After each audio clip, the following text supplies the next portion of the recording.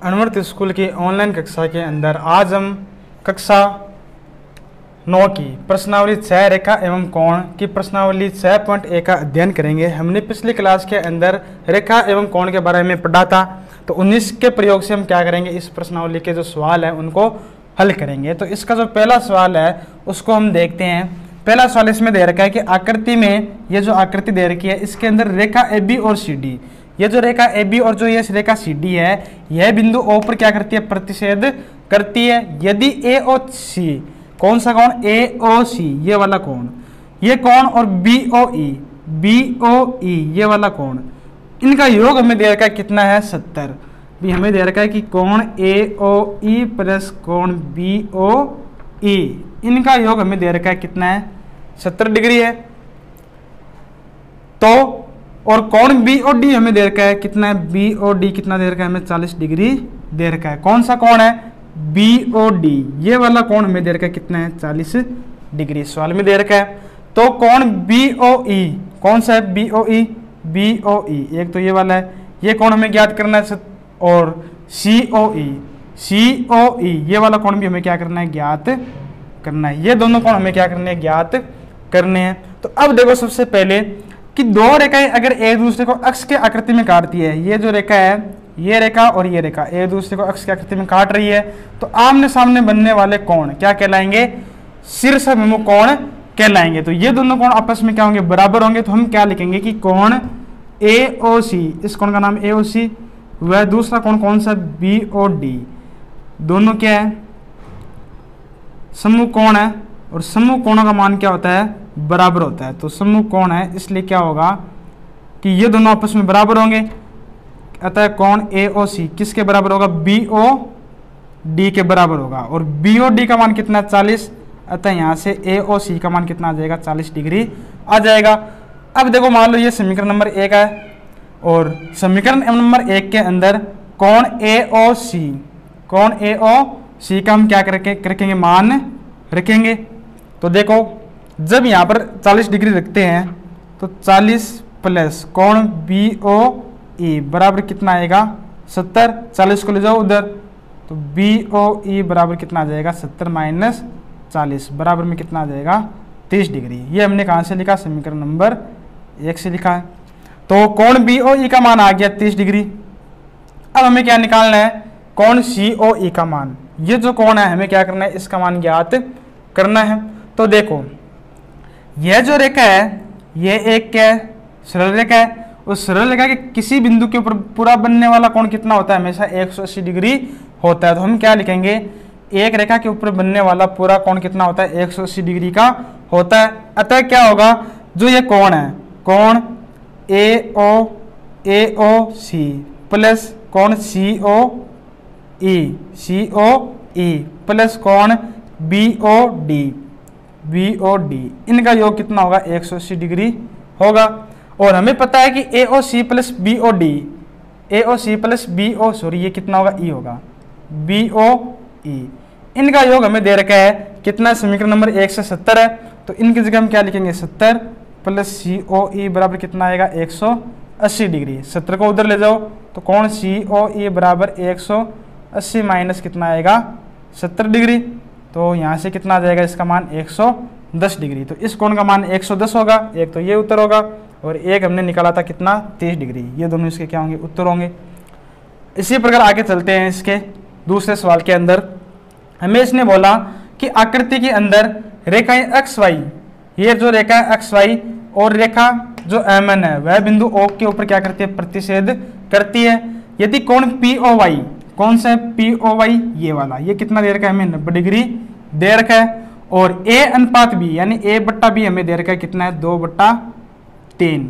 या फिर हम इसको ऐसे भी लिख सकते हैं कि वज्र गुणा कर दो, 3 गुणा ए किसके बराबर है, 2 गुणा बी के बराबर है। ये हमें समीकरण दे रखी है। तो हमें करना क्या है, कोण सी का मान हमें क्या करना है, ज्ञात करना है। ये जो कोण सी है हमें क्या करना है, इस कोण का मान ज्ञात करना है। तो अब देखो हम क्या करेंगे, हमें पता है कि एक सरल रेखा के ऊपर बनने वाला पूरा कोण कितना होता है, 180 डिग्री।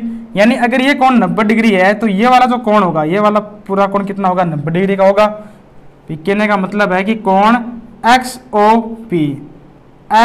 ओ पी और प्लस कोण पी ओ वाई, इनका योग कितना होगा 180 डिग्री। इन दोनों कोणों का योग कितना होगा 180 डिग्री।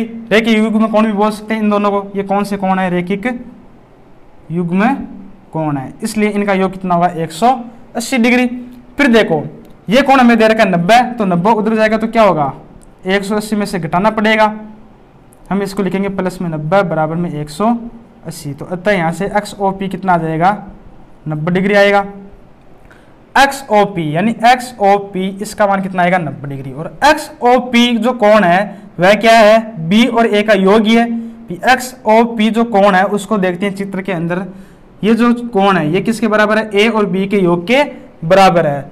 तो हम एक्स ओ पी को क्या लिख सकते हैं? ए प्लस बी लिख सकते हैं। इसका मान कितना आएगा 90 डिग्री आएगा। अब हमें क्या करना है? समीकरण 1 और समीकरण 2 को दोनों को हल करते हुए क्या करना है?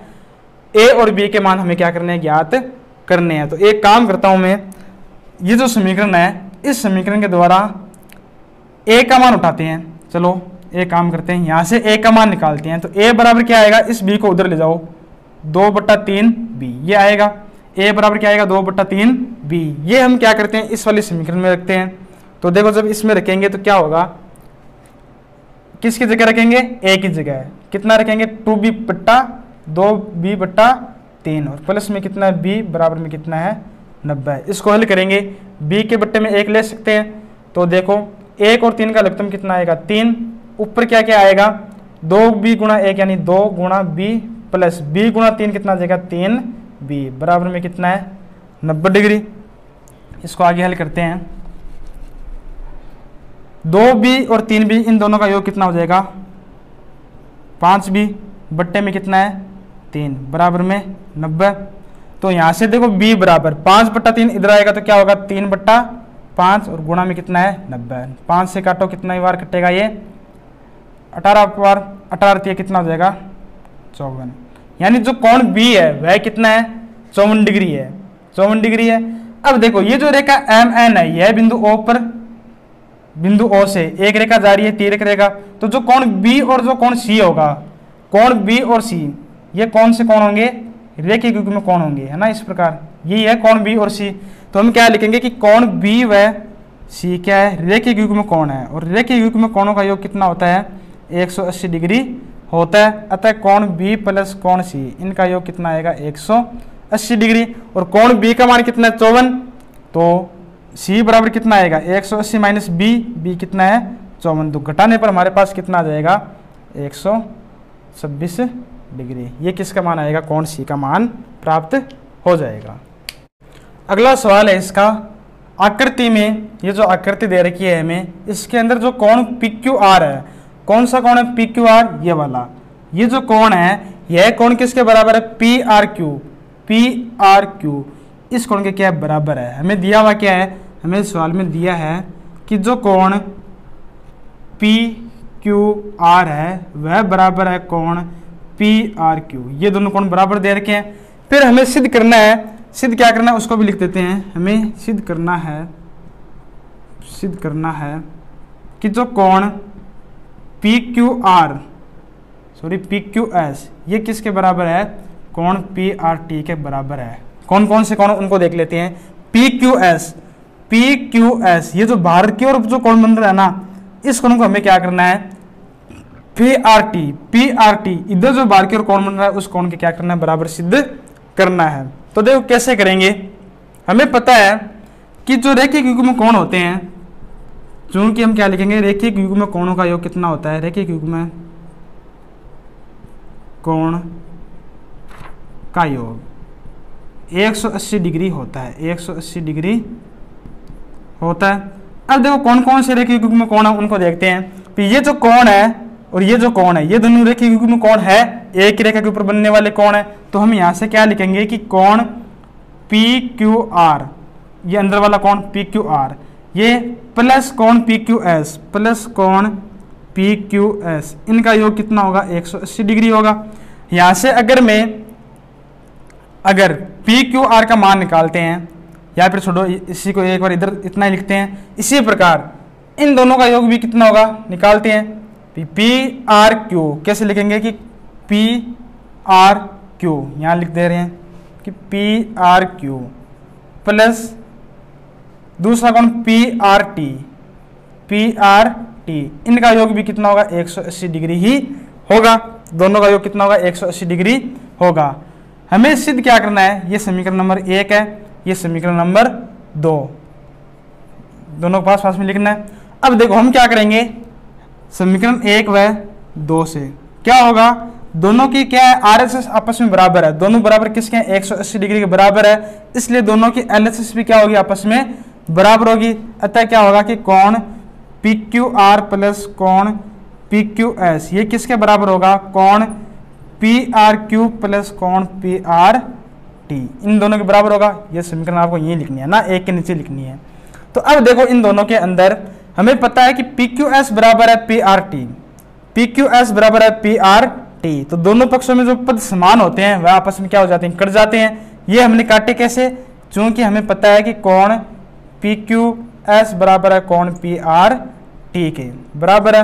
अतः यहाँ से क्या हो जाएगा कि कोण PQR किसके बराबर आ जाएगा, कोण PRQ के बराबर। PQR बचा ना यहाँ पर क्या बचा PRQ, ये दोनों कोण क्या आ जाएंगे आपस में बराबर आ जाएंगे। और हमें यही क्या करना है, सिद्ध करना है, तो हम क्या लिख देंगे, हेंस प्रूव्ड। ये हमारा सवाल क्या हो जाएगा, सिद्ध हो जाएगा।